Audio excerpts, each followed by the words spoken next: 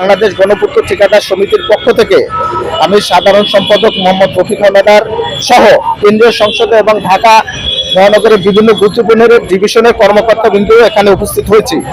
কিছুদিন যাবৎ আমরা লক্ষ্য করছি যে বাংলাদেশ গণপূর্ত ঠিকাদারদের নামে এখানে কিছু মানববন্ধন করা হয় বিচ্ছিন্নভাবে। আসলে বাংলাদেশ গণপূর্ত ঠিকাদার সমিতি এই সমস্ত মানববন্ধনে জড়িত না, যেখানে উদ্দেশ্য প্রণীতভাবে গণপূর্ত অধিদপ্তরের বিভিন্ন পর্যায়ের কর্মকর্তাদের নিয়ে বিভিন্ন মন গড়া অভিযোগ করা হয়। আসলে এই অভিযোগও যেমন ঠিক না, এবং যারা এই অভিযোগ করেন তারা গণপূর্ত ঠিকাদার সমিতির কেউ না।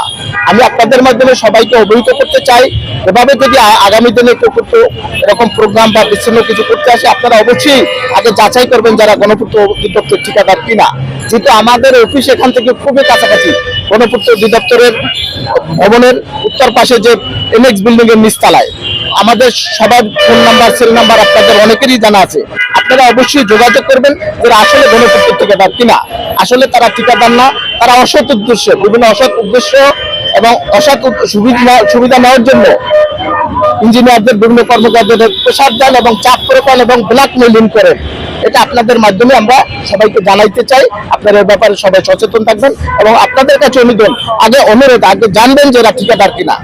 জানার ছিল যে যারা আপনাদের বিরুদ্ধে মানববন্ধন করেছে তাদের চিহ্নিত করে কোনো প্রকার আইনি প্রক্রিয়া আমরা আমাদের বিরুদ্ধে না, কর্মকর্তাদের আমাদের নাম ব্যবহার করে বিভিন্ন পর্যায়ের কর্মকর্তাদের বিরুদ্ধে তারা বিভিন্ন অভিযোগ করছে। আসলে এটা মিথ্যা। আমরা এখানে আসলে একত্রিত হয়েছি আমাদের নাম ব্যবহার করে কিছু ভুইপর সংগঠন বা সংগঠনও নাই, তাদের অস্তিত্বহীন লোকজন, তারা আমাদের বিভিন্ন পর্যায়ে অফিসারদের নামে, কর্মকর্তাদের নামে বিভিন্ন রকম মন গড়া নিউজ করছে এবং তারা মানববন্ধন করছে। আমরা তীব্র প্রতিবাদ জানাই এবং আপনাদের মাধ্যমে তাদেরকে জানিয়ে দিতে চাই, এরকম যদি তারা বন্ধ না করে তাহলে আমরা আরো বড় পরিসরে আমরা তাদের বিরুদ্ধে আন্দোলনে যেতে বাধ্য হবো। এই আন্দোলন ছাড়া তাদের বিরুদ্ধে কোনো পদক্ষেপ নিয়েছেন কিনা? আমরা এখনো পর্যন্ত তাদের বিরুদ্ধে আমরা জিডি করেছি, মৌখিকভাবে অনেককে সতর্ক করেছি, যাদের সাথে কন্ট্যাক্ট করতে পেরেছি।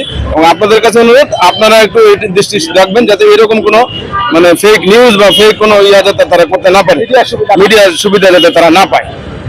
আপনারা এই ব্যাপারে একটু সতর্ক থাকবেন, এই বলে বক্তব্য শেষ করছি। আপনাদের নাম ব্যবহার করে এই প্রচারণা চালানোর বিষয়টা আসলে কেন করছে তারা? এইটা তো অসৎ উদ্দেশ্য প্রণোদিত হয়ে যে তারা একটা ফেক নিউজ করলে একজনের নামে অসৎ উদ্দেশ্যে তারা তাদের চরিতার্থ করার জন্য, স্বার্থ চরিতার্থের ব্যাপার আছে এখানে, তো সেই জন্যই তারা করে। আসলে তাদের কোনো আইনি ভিত্তিও নাই, তাদের কোনো সংগঠনও নাই, বা তাদের কোনো ঠিকাদারি, সবচেয়ে বড় কথা তাদের ঠিকাদারি তালিকাভুক্ত লাইসেন্স থাকার দরকার, সেগুলোও তাদের নাই। লাইসেন্স থাকলে আমরা জানতাম, আমাদের মাধ্যমেই তো লাইসেন্স গুলো রিনিউ হয়, বা আমাদের মাধ্যমেই ঠিকাদার একটা বৃহৎ সমিতি আছে, সারা বাংলাদেশ ব্যাপী আমাদের কমিটি আছে, ডিভিশন গুলো আমাদের কমিটি আছে, এর সাথে কেউ জড়িত না। এটা সম্পূর্ণ এটা আলাদা একটা জিনিস, ওরা নিজের স্বার্থ চরিতার্থের জন্য করতেছে। আপনাদের নাম পরিচয় ব্যবহার করে মনে করেন যে আপনাদের নাম ব্যবহার করে তারা এমন কোনো বড় কোনো সুবিধা নিয়েছে কিনা, এটা এই বিষয়ে জানতে চেষ্টা অব্যাহত আছে তাদের। বিভিন্ন অফিসারদের নামে বিভিন্ন রকম ফেক নিউজ করে তারা ওইটা প্রলোভনা ছড়াচ্ছে এবং তাদের কাছে যাওয়ার চেষ্টা করছে, যে সুবিধা নেওয়ার চেষ্টা করছে। আমরা এই জন্য প্রথম থেকে সচেতন, এই ব্যাপারগুলো যাতে না ঘটে এবং সরকারের যাতে বদনাম না হয়, দুর্নীতি যাতে না বাড়ে, এই জন্য আমরা সচেষ্ট আছি। আপনাদেরও সহযোগিতা চাই। আমরা